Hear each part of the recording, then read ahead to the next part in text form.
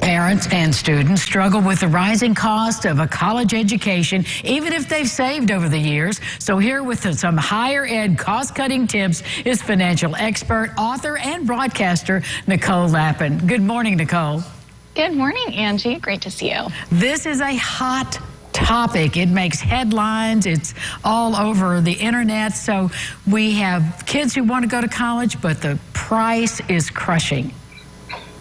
It is absolutely crushing, and I would take an overwhelming topic like student debt or costs for tuition and break it down into baby steps. It feels way less overwhelming that way. So looking at the back to school season, supplies and textbooks are some of the biggest costs. For supplies, I would suggest to wait as much into the back to school season as possible for the best prices, and also save your receipts, because some retailers will price match, but only if you hold on to the receipts. And on the textbook front, I would take advantage of technology for your course materials. Companies like Pearson are disrupting the textbook space once and for all, thankfully.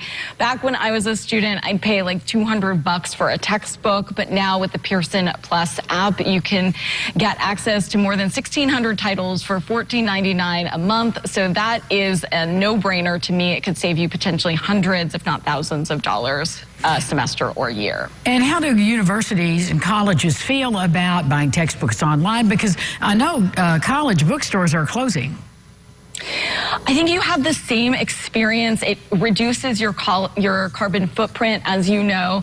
And I used to love to highlight my books. Me too. You can do this same type of thing. This is not an old school ebook app or just a simple PDF that you open. You can highlight, you can even turn these into flashcards. I wish I had that when I was a college student. Or listen to your textbooks. You can listen at 1.5 or 2 times the speed like you would for podcasts. So think of this, Angie, this, not as an old school ebook app, but more of like a Netflix or a Spotify experience.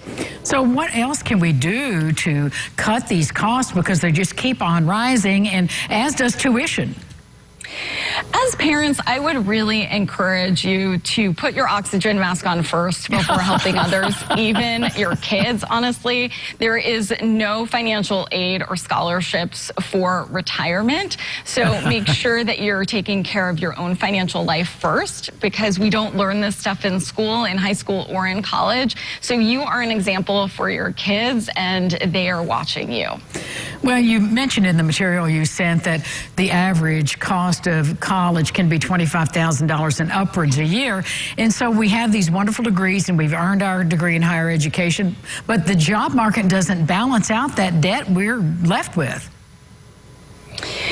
Well, the job market is tough right now, and I think right now, as parents are thinking about saving for their college education for their kids, there are a lot of vehicles that can help and reduce that burden later on. So 529 accounts, as you know, are college specific. If you qualify for a Roth IRA, I would take advantage of that savings vehicle early.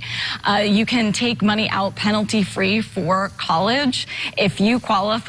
So remember, the X factor to saving more money for college is not necessarily the money, it's time, because of this beautiful force called compound interest. Nicole, how can we follow you to learn more? Because this is a deep and wide subject.